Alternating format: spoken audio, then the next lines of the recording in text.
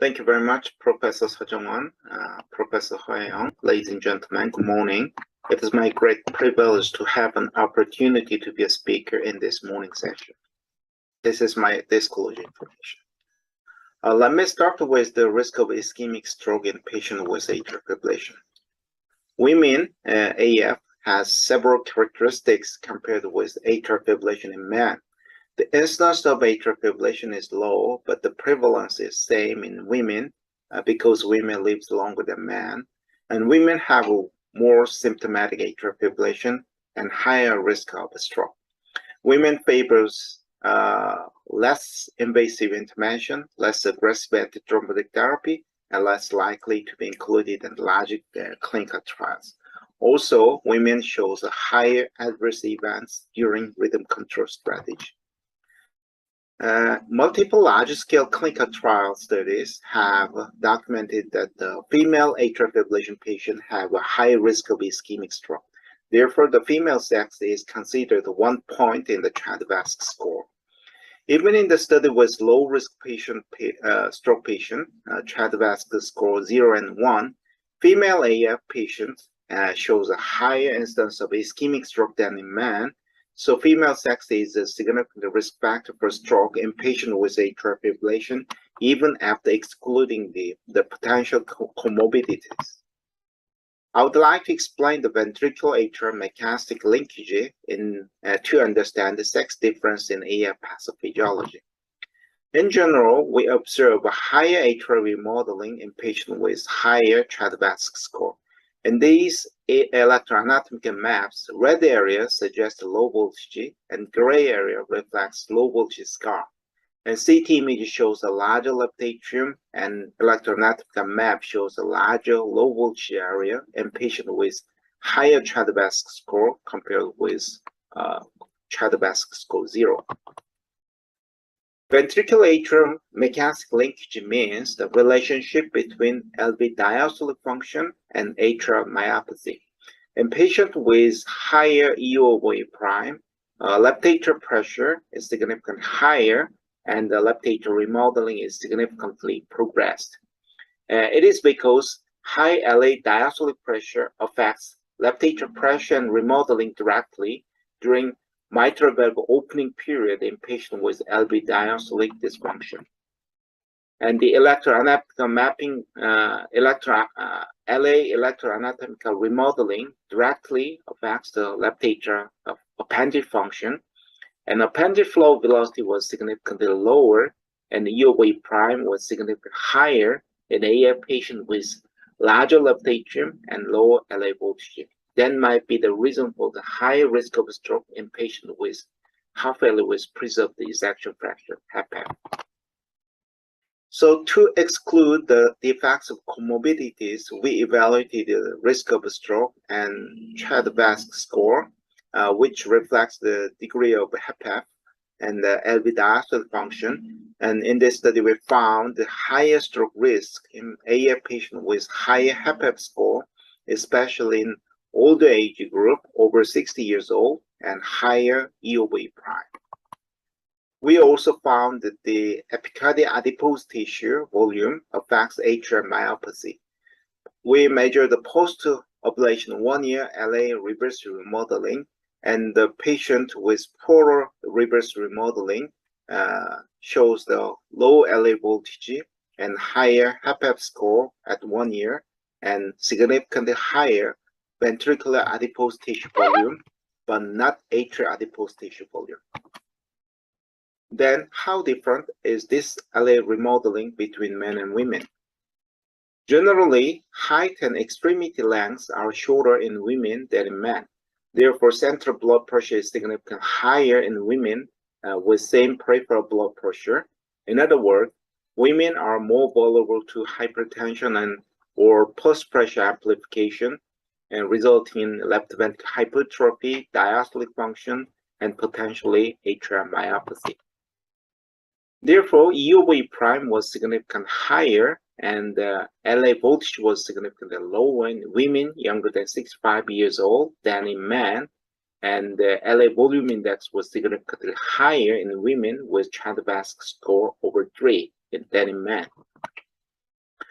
These are typical examples of sex difference in LA remodeling in spite of the same age proximal atrial fibrillation.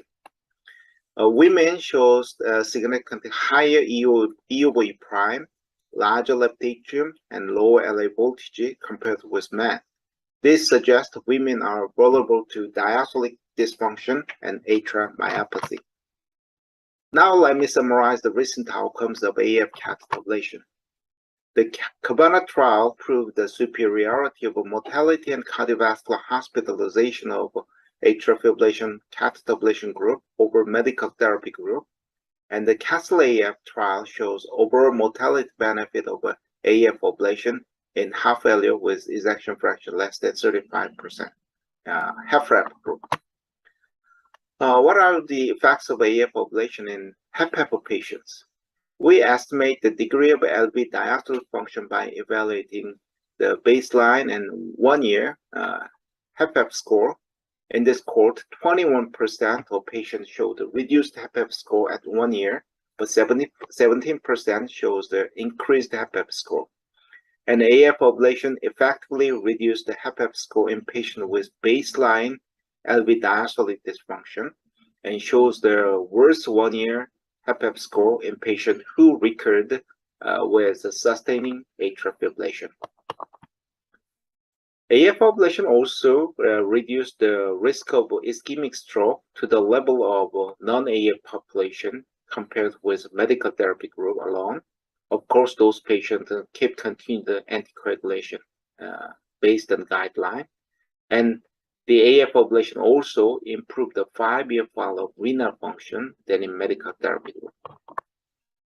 We also proved the improvement of 1 year cognitive function after AF catheter ablation and the reduced risk of dementia with or without ischemic stroke. Then how different are AF ablation outcomes between women and men? AF catheter ablation procedure related complication risk is significantly higher women, especially elderly ladies. In this study, we measured the PV antral wall thickness of CT scan and evaluated the sex difference in wall thickness and the risk of complication. We found that the major complication risk and the risk of tamponade were significantly higher in the ladies older than 75 years. And the left and right side PV antral wall thickness were significantly thinner in those old ladies. CONA score is a standard malnutrition score, which differs from body mass index. Among over 3,000 patients who underwent AF ablation, 0.4% of patients had moderate to severe malnutrition, 30% was mild malnutrition, and we found a significantly higher overall and major complication risk in high CONA score group, especially in female patients with malnutrition. The outcome of AF ablation is also worse in women, especially those younger than 60 years old. And furthermore, this poorer rhythm outcome reflected the higher cardiac parasympathetic nerve activity during and measured by heart rate variability in women than in men after AF ablation. We proved the higher AF recurrence rate in women than in men after both de novo ablation and repeat ablation procedures, and this Cox regression analysis, worse rhythm outcome of a redo ablation was independently associated with women, non-proximal AFib, and extra PV triggers. So women and extra PV triggers are poor prognostic factors together after catheter ablation. However, antiarrhythmic drug response after post-AF ablation recurrence was significantly better in women than in men, and AAD response was also better in older patients over 60 years. These findings reflect their antiarrhythmic drug can suppress the extra PV triggers commonly found in women. So in conclusion, ladies and gentlemen, ventricular atrial mechanistic linkage contributes to the sex difference in the AF pathophysiology. LV diastolic function, ventricular adipose tissue, and atrial remodeling contribute to atrial myopathy, a higher risk of stroke, and higher recurrence rate after ablation. And female AF patients shows poor rhythm outcome, and high risk of complication after ablation. Autonomic imbalance and extra PV triggers significantly affect the AF recurrence after catheter ablation in women. Thank you very much for your attention.